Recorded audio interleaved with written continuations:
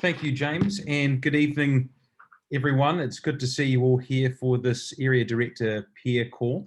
I think this is actually the first one I've attended live, so it's great to jump in right in the deep end as the chair for the evening, and I'm really looking forward to it. So we've got our agenda here. Now, I saw on the email distributed prior to the meeting yesterday, we were in need of a volunteer for the thought for the day. Did we have any volunteers? I've got something back up and ready at hand if we... I'm going to Ralph. Ralph? No, somebody else has got one. That's fine. I have one. Right, well, I pulled this book off my bookshelf. It's The Whole Earth is the Tomb of English People. And there's this one quote right at the beginning, which I quite like. And it goes, the ancient Greeks used to say of their heroes, the whole earth is the tomb of heroic people, and their story is not graven only on stone over clay, but abides everywhere, woven into the stuff of other people's lives. And I think that's really true. I have a client who had a daughter recently, and he named her Athena, which is a just classic example, Greek goddess, there you go. And countless examples abound, street names, place names everywhere. So perhaps that can spark some inspiration there for a few people. Moving on to the next item on our agenda, we have our keynote speaker, Clifford Kerr-Phillips. Do we have Clifford? Yep. He's going to be talking to us about how to identify club coaches in the clubs that need them. Over to you, Clifford. Sure, that was quicker than I thought. Okay, let me just set the screen up to sharing. Oh, do you need a bit more filler time to set up your your Zoom presentation? Yeah, but don't worry, I'll get it going. I'll see if I got any more quotes in the book here. It is quite a good book actually. So, do you guys see the screen? What do you see? Just you. We see you. Oh God. Okay, so I haven't Beautiful done this landscape. I might turn it off.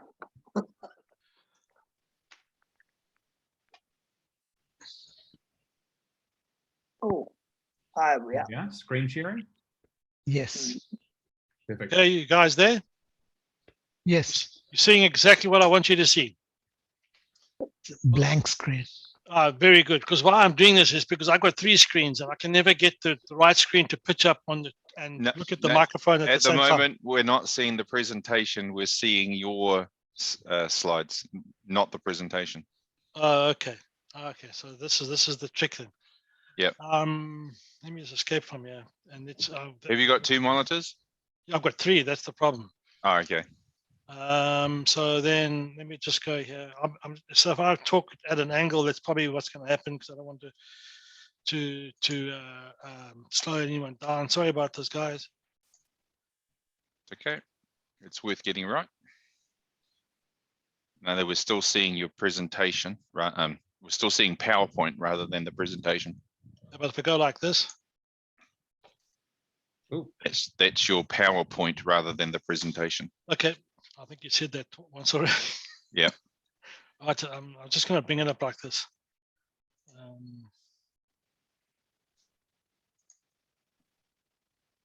Try hitting slideshow.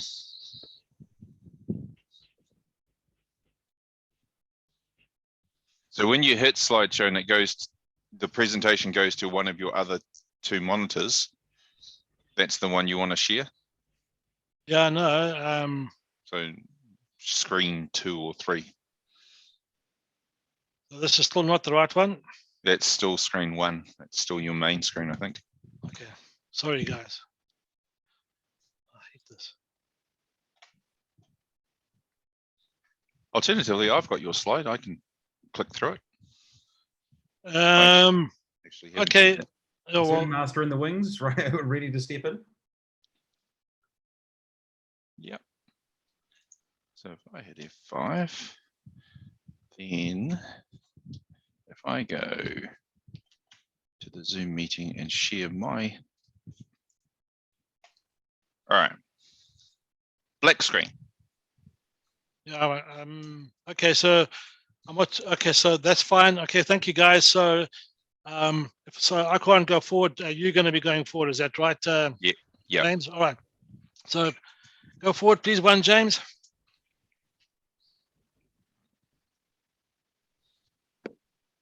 That's put me there. And then hit it again. So this is what we're here tonight, people.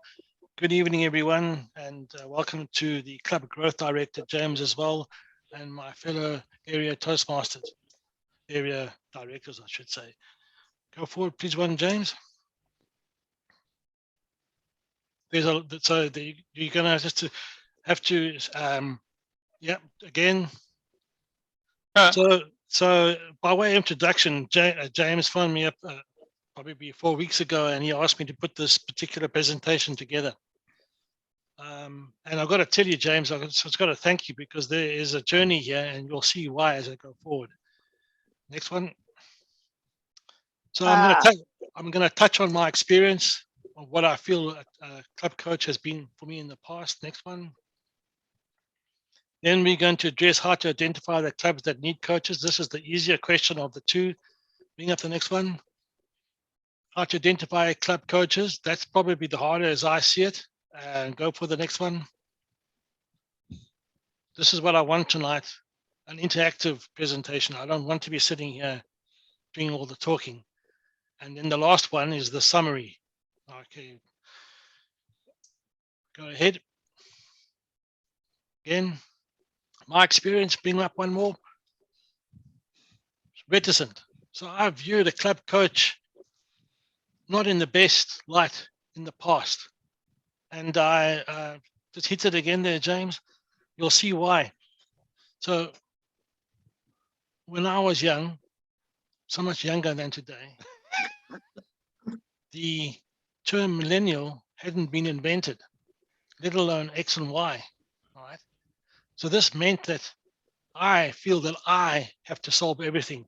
And why should a club coach come into my club and tell me what to do? Go again. So this is what I call Seagull Leadership. So your club is like a statue in the park, just doing its own thing. And there's a flock of seagulls flying above it. And one of them comes down, lands on the statue's head, squawks, does its business, squawks, and flies off again. This is what I thought a club coach was all about. In fact, this is what I thought an area director was all about, and a division director was all about. But I never thought that of the trio. They were just the seagulls. One more there. So in the club that I've been a member of, it has been struggling.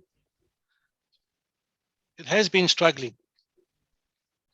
And 2 club coaches came on board.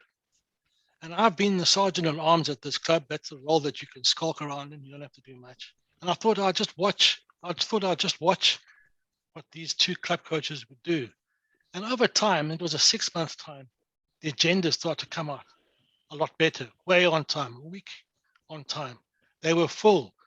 Speakers were lining up to do there was a queue for speaking, unheard of.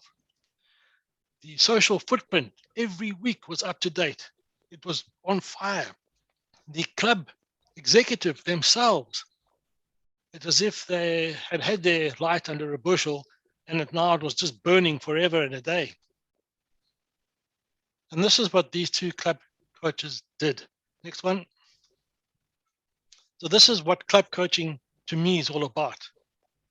It's behavioral attributes that you're changing within a club. Very important. Another word for this is culture.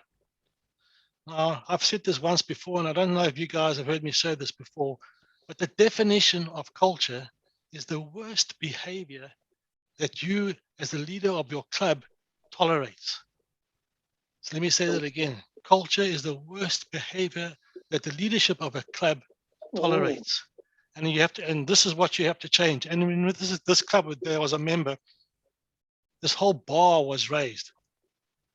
Now, I'm not going to name names, but you won't have to hunt very far for these club coaches, because both of them are very sharp. Go forward, James.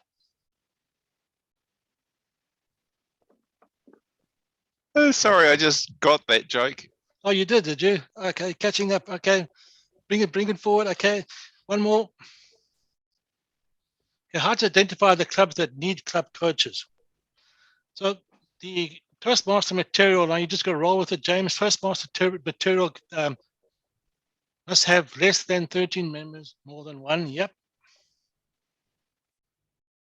Okay, so it has to be approved by yours truly, club growth director, or the top district director. So these guys have to endorse the application. Mm. That's a cue for you to move it on, James. Okay, so there are two other aspects that you need. The club has to be happy with the club coach, and I've just told you why I think club coaches have a hard time, because they're not filled with millennials, and they're full of people who are very suspicious of Seagull leadership. Then there is the club coach himself has to be happy about the appointment. And obviously there has to be 1 to 12 members, and the CGD or the DD has to then verify this. This is important because it's quite a sensitive relationship that is being entered into from both sides. But I think the benefits from a good club growth director for a club are almost immeasurable. All right, next one. Okay.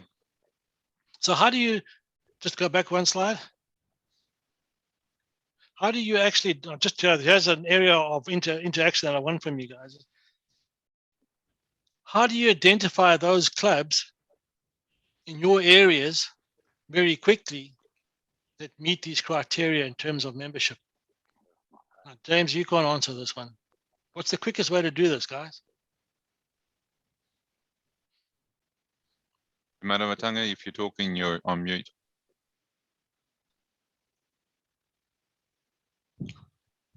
You can be subtle, but you can't be quiet. Eh? I was thinking a number of members. All right, but Maranga Matanga, how do you do that quickly? Oh, you could go into Leadership Central. Excellent. And then what? So I know I'm going to drill this down too, because this is what we're doing. And what do you do then? I would go into the club rosters. Okay, so in other words, let me just take the baton over here. You can actually, if you are L4 area director, you can sort, slice and dice via Excel your area L4 into all the numbers of members, and then you just sort, and then you can see which ones are going up to 13, and there you've got it. Okay, so that's probably the easiest way and the quickest way to do that. Okay, James. Next. Yep. Now this is probably out of the two questions, I feel this is the hardest. Mm.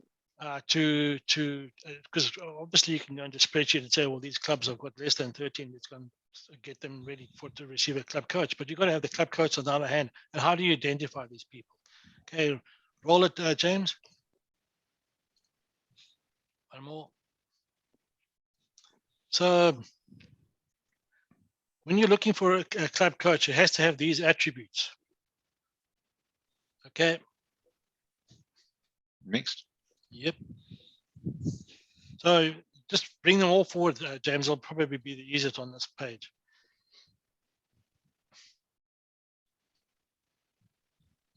All right. Should have one more. Okay. So build rapport with club leaders and members, instill enthusiasm, camaraderie, and structure within the club, assess the club environment and recommend best practice for success. Work with leaders to develop a club success plan. So out of all these ones, I think that's one is probably, to me, one of the most important one, and it's in writing. I encourage the club to strive for distinguished club program recognition. Now that's important, because if they don't do that and you still get the club to do well, you're not going to get the accreditation that you deserve as a club coach. So they have to hit these goals. You're going to make sure they hit the goals. That's why it's important to follow that one up. And the last one, the last few words of that sentence, DTM journey and will receive a certificate of accomplishment. So that's what a club coach gets, but just remember the DTM journey. Okay, run it again there, James. Next one. Yep. Did you want to discuss this a little bit more? All right, next one. You'll get there. Okay. Okay. All right. So who are these people? That's for you. That's a cue for you guys to put up your hand, unmute yourself, and say, who are these people? Who are these potential club coaches? Where do you get from? What sort of profile do you want them to have? People with enough time to do it. So, you know, Rolf, I've thought of all the ones and how that could be answered, and that wasn't one that I had as an answer. That actually is very, very important. People who have time to do it. Yes, so they have to have time to do it. I think in our world, I think everyone's just gone mad and crazy in this new COVID world, and we're working much longer hours than we've ever have in the past. So this time is of a scarce nature. Yes, so that's a good one. People have time to do it. But given that we have that, what else is there? Another important. Oh, go ahead, Fiona. Sorry. I think it's also important in our hybrid world to have people that can use the latest technology. Like I've got a club that's predominantly online. So it would be no use giving them a coach who's not confident with Zoom meetings. I suppose you could also slip in the word competent as well with Zoom. Yeah. Yep. So there are many benefits of Zoom. I think in some ways Zoom has aided the survival of Toastmasters in the COVID environment. But as you've seen tonight, it does have a few of its tricks that you need to be familiar with and to be accomplished with and competent with. Yeah. So this goes to the club coach fitting the glove or fitting the mold of the club that needs to be coached. What else? An important attribute that is sometimes overlooked is that the coach or the applicant cannot be a member of the club that needs coaching. All right. So that's a very good point as well. And that's one of the sort of rules that I didn't find it amongst them when I was doing some research for this. And that probably, it must be there somewhere. How do you get around that? What do you do? Well, the individual has to come from somewhere else. Yep. Yeah, you've got. So you can't be Sorry. No, you carry on. You've got to have people who want to do it. And this is the kind of thing I find difficult in Hamilton and in my area, and I sort of relate it to, I'm trying to get people interested in being an area director next year. And all the logical people you think of don't want to know. So this is a similar thing. I don't think, not many people are interested in getting their DTM. Even the ones who've been there for years aren't worried about it. And that's the problem. I mean, I have a couple of clubs that could, or one in particular that could use whatever, but a coach, that people just haven't got the time and they're not interested. All right, so Rolf, I mean, I hear you, and that you can't fit a square peg into a round hole sort of idea. But in terms of, I just want to cut a little bit to the chase here. So in terms of a solution to how this works is if you went back to that slicing and dicing, and you then arranged all the members of your area into their highest and lowest pathways, I would suggest that those people that are on pathways 4 and 5 are likely members to be a coach. Okay. The other area here is what about amongst yourselves? And this is what I wanted to reply to James. So if you, a lot of area directors here, I'm just going to say this because probably to a certain degree it is true. They are going to be members of clubs while they're area directors, maybe more than one. I'm suggesting that you actually retire from one of those clubs, your home club, if you want to call it that, so that you can coach one of your own clubs in the area that requires it. And this is over and above you being an area director, but the source or pool of people is your area directors, is your division directors, the trio, and people who held these roles in the past. So those are usually the experienced people that have gone through this program maybe once or twice, and that's why I suggest that you try and get new blood into the system by going to that slicing and dicing, rearranging to 4s and 5s of your pathways and approaching them. Clifford, can you see that Kulish has his hand Yeah. up? Clifford, the club coach can become a member after the appointment. Correct. Yes. Yeah. Yes. Correct. So I think the practice, just to make something quite certain here, the practice is frowned upon that you resign from your club, wait 6 months, and then go back to be its coach. I don't think that's something that you want to be seen to be doing. That's a bit dishonest. Yeah. But I think that has been voiced once or twice before. Mm. Okay, so I think we might be getting close to Enos has got her hand up. Ennis. Something that I've learned about myself through being an area director is confirming the fact that I'm very solution focused. So when someone asks me a question, I'm already looking for a solution. And I say that with, open heart and broken leg. So to answer, just to tag on to what Ralph said, and that is the coaches would need to be interested or have the time to do it. Something that I've realized through my journey through Toastmasters is that at no point did anyone stand out to me to tell me why I should be an area director.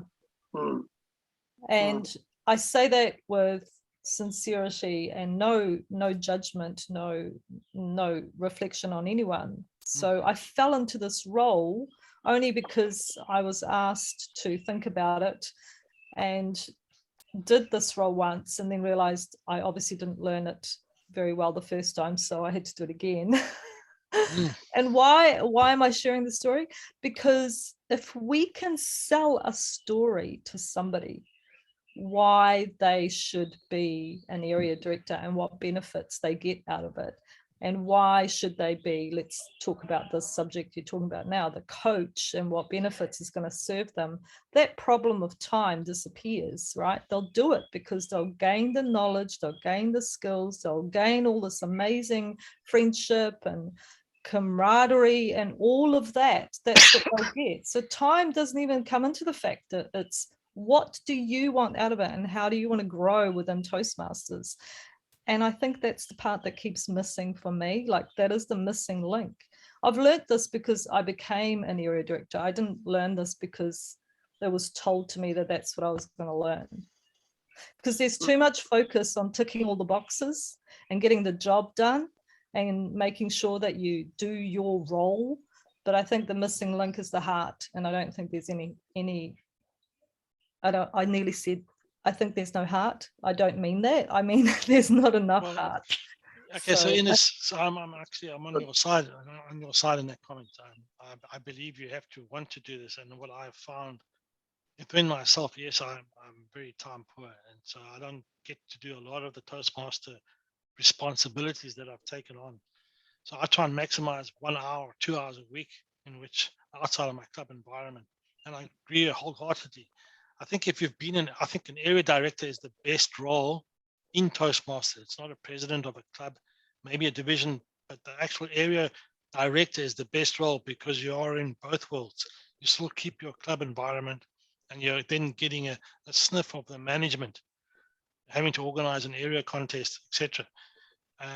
And I suppose our skill, if you want to call it that, whether we have it or not, is how do you convince someone who's reticent, to put his foot in this pool and do some swimming. Well, That's the hardest part. That's one of the hardest challenges that you can ever have in I just Toastmasters. want to add to that. When I asked the previous area director what inspired her to become an area director and what's her story, there was more emphasis on what work she had to do rather than what she learned. And I was looking for, what did you learn that could help me decide, right? It was like, oh, you'll find out there's so much work to do. You'll be, and I was like, oh my God, why am I doing this role?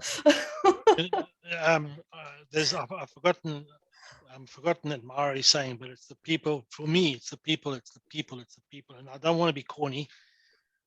That's the. If you can, for me, it's the people you meet. Because under pressure, you actually reveal who you are, and they reveal who they are. And usually, if you all have the same objective, you usually pull together, and that becomes quite a tight team. And to me, that's ideally what you should be aiming for. So it's not a tick box. The actual ticking comes, but it's not a purpose within itself. The purpose is to actually enjoy and experience and grow. And that's just a sideline. Anyway, I'm conscious that we'll probably be over time. So James, if you can just check us forward to the last screen. So this is my summary part. So I just want to go forward again there, James. So my experience, I was reticent. I was like a seagull. I was so much younger than I was today. And I've seen two coaches do excellent work on a club that I was at. So I'm recommending to you, don't join a new club, become a club coach. That's one ulterior route rather than joining a new club, and that maybe might be a way we increase the coaching pool. All right, next one. Culture, to me, that's one word. This is what the club coach is aiming to get right within a club in one word. Next one. Paperwork. So there is paperwork. There is the application. You've got to get James's say-so or Stephen's say-so on the form. There has to be a connection between you and the club, and that's got to go both ways. And you can't be more than 12 in the club. So those are the rules. I think they're very easy rules to abide by, so I don't really think they're rules. Next one. Who are these people? This is the nub. This is the question which we've tried to resolve tonight. I don't know if we have a silver bullet. These are the people. Hopefully you've learned something from the way I would like to see how, just a suggestion how this approached. And now, the last one, I think that's the last one, James. Yep. So I just need to thank James for this opportunity. I sort of got involved in the area director and division director, and I think this might be a next step for me. Over to the Toastmaster or the chairman for the meeting. Thank you very much for that, Clifford. An interesting presentation, and you certainly explored some of the challenges that we face in getting club coaches on board, finding the right people. One group of people, which I don't know if we discussed, were area directors.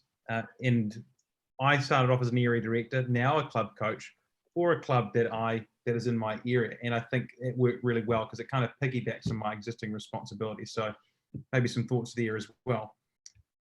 Next item on the agenda, we've got our Club Growth Directors Report. James, would you like to deliver your report? Yes, thank you. Te Maramatanga, I am 3, 4, 5 minutes, please. Thank you. Timer, yeah. Right, and I'll share my screen, which has got my Club Growth Director newsletter update. So this is my report for today. Congratulations, area directors, 100% area director visit reports. Awesome. Magnificent. 100%. 100%. Not only that, for some of you, You visited your suspended clubs and put in a report and got 125%. But on the whole, everyone achieved 100%, and this is exciting. That's the good news. The bad news was we were still up late on the last night possible to make sure the last report got in. So I'm encouraging the club presidents to chase up the area directors to make sure the reports go in early. It's no good having an early visit and then a late report. Why not do the report as soon after the visit as possible? All right, so that's number one. Number two, club renewals. We have clawed back, salvaged 4 clubs. In other words, clubs that were under 8 are now over 8 and being counted again. Yay! That means we were 100 and what were we? 58, and now we're 162. Oh, there it is. We're 158 active clubs now. We were 154 last month. So, well done. Thank you. We still have a ways to go because we still want to get to select distinguished, which is 166. But I have some good news. I got an amazing phone call yesterday from a woman who rang 0800 people and said, my corporate, my company, we want to do Speechcraft. And I did a quick look on the district calendar and said, oh, I'm sorry, there's no clubs actually hosting Speechcraft at the moment. But would you like to start a club at your company? She rang me back and said, yes, please. So that was easy. So I've sent her all the guff and I'm queuing up the next meeting. So I've talked her through the process. And she's really keen and excited, and that just came out of nowhere. So marvelous. And that's probably going to be in the CBD. So that's probably going to be in. All right. New club charter, Commercial Bay, which Sharon Kerr-Phillips organised. Sandy Hu and Ben Ross, mentors. Rob Whiteman and Richard Perkins are the sponsors. A corporate club in the brand new PricewaterhouseCoopers Tower, chartering into Division N. It's exciting. So we are slowly building up. So far this year, we've had Countdown and now Commercial Bay. So we've had 2 news in the first 6 months. Who knows, we could get the ball rolling quickly now. There was a workshop, we've missed it. It was Saturday, the 11th of December, the basics of starting a new club. This was number 1. There are more coming, organised by the Region 12 Club Growth Directors. So, yay, go us. And it was open to anyone who had any vague interest in that topic. And you have achieved where the last thing for this month is following Thursday, the 23rd of December. I am ever optimistic of getting an audience. The club coach peer group meeting, and that may or may not, well, I mean, I'll be there. I don't know if anyone else will be there. And that is my report. Was that 5 minutes? I hope so. And I will hand to the chair. That was 3 minutes and 59.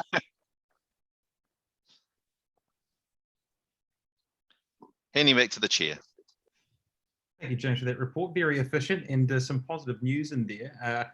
I don't think I've got plans on the 23rd of December, so I should be there for the club coach peer group meeting. So looking forward to it. Next item on the agenda, we've got questions.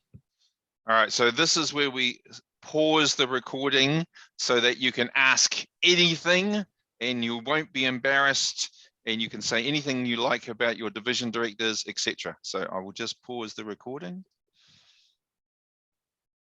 Did I actually hit record? I did, didn't I? I'm sure you did. It's still, Okay. yes. Yeah. So we're going to round out the meeting tonight with a little takeaways session. So I'm going to go round my screen, and I'm going to start with, actually I might start with the bottom and work my way up. So Fiona, you're down the bottom of the screen. Have you got any takeaways from tonight's meeting that you'd like to share with us? I really like the new visitor brochure. I think it's great to have that, and great to have some New Zealand photos. I have felt with giving out the other one, it was very American. So that has been great. Thank you. Yep, 100% agree. Put that Kiwi stamp on it. Next person I'm going to go to is Ralph. What have you taken away from this meeting? Well, I thought Clifford's presentation was very thought-provoking, and I really liked the definition of culture. I had never thought of it that way. And I'm sort of I'm applying it to my club too. So well done, Clifford. Thank you.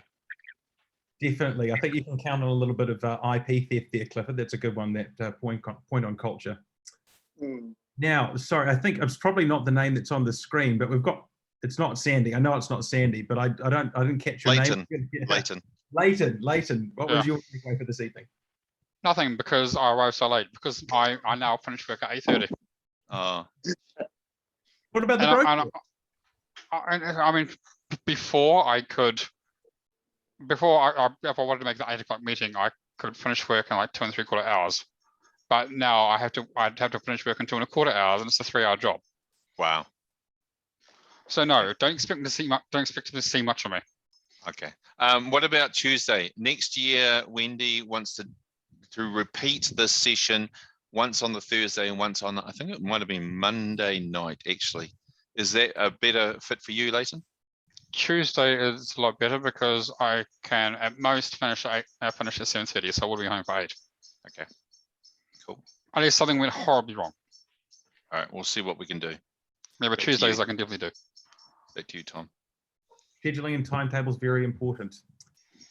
Ines, what was your takeaway for this evening? Thank you, Tom. My takeaway this evening was and is that I'm glad I came here today to be inspired again. I think it's important to keep going. We can lose ourselves in our own day-to-day lives and forget why we've started the Toastmaster journey. So I'm glad I came back, saw your amazing faces. You've all inspired me, each and every one of you. You've allowed me the platform to talk about what's on my mind, and that's always a good thing. So thank you so much. Lovely, thank you for that, Ines. Yeah, I quite like that. I suppose it's the beauty of well, virtual meeting technology. We can just sort of tap in when the opportunity presents itself. The barriers aren't there, and we can see each other and be inspired. So yeah, I'm glad that you came too. Hamish, over to you next. What did you take away, or will you take away from this evening's meeting? Yeah, a club coach is going to be quite a special person. They're going to have a lot of horsepower to organise and structure these ailing clubs, and they're also going to have to be able to be, I guess, accepted by the club themselves and fit in and not sort of ruffle too many feathers. So they're going to be quite a unique person, and they're going to have quite a special skill set. I guess they already need to be successful in a role of leading a club as well. So yeah, they'll be potentially quite rare, but potentially very, very useful to have in Toastmasters. So let's hope that we can clone some. Definitely, yeah. If we could, perhaps clone a few Tony Sharps, then yeah, that'd be the magic formula, right? Yeah. Tact, grace, and yeah, a little bit of sort of magic in there. Thanks, Hamish. Kalesh, what was your takeaway for this evening? Yes, Tom. I'm a club coach myself. I'm coaching Pakuranga Club, so it was very nice to hear someone else's views on club coaching, and in this case, Clifford's. It was also good to hear the honesty of Ines's how she feels about, how daunting 2022 seems. I think many of us share that, and it's partly because we've got so used to the comfort of Zoom meetings. It's a bit like those of us who've broken a leg, have used crutches. Once you throw away your crutches, you have to start to learn walking again. I feel it's a bit like that, going out to the wide world and conducting a business. So yeah, it's something to be thoughtful about, but we have a bit more time to condition our minds. Over to you, Tom. Thanks for that, Kailesh. Yeah, no, I quite like that metaphor, but I suppose once you start to learn to walk again, then well, the ultimate progression is starting to run. So we've got that to look forward to. Thanks, Kailesh. Over to you now, Te Maramatanga. What was your takeaway from this evening's meeting? Well, I found Clifford's presentation very timely. With the end of the year arriving, we get to have a look at what opportunities there are in the new one. And of course, club coaches for the clubs that are in the area that I'm area director for is that one. So thank you very much, Clifford, for sharing those thoughts. And that's my takeaway. Oh, and the name of Tony Sharp and the emotional touch points. Wonderful. Thank you, Ines.